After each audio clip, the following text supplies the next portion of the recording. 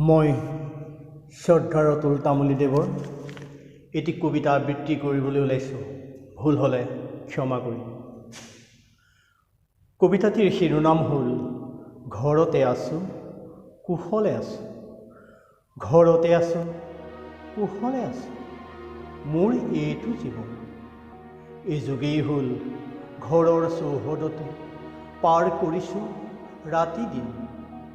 সহায় নহ'লে কেনিও ওলাব নোৱাৰোঁ। দিনৰ ভাগত কাম কৰা বাইজনী সাৰথি, নিজ পঢ়া শুনালৈ ব্যস্ত নাতিপুতি, অফিচ আদালতলৈ বোৱাৰী, মুখ সংগ দিবলৈ কাষত থাকিবলৈ কাৰোৱেই সময় নাই। এনেকৈয়ে আছোঁ এযুগ, অসুখে উঙা পৰিলে মোক। ঘৰতে আছোঁ কুশলে আছোঁ।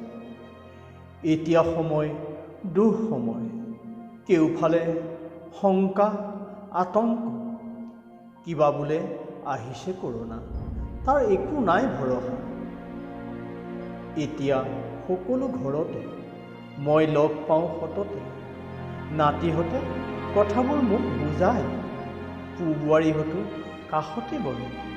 এনেকৈ থাকক সদায়, মই হেনো শান্তিৰে আছোঁ।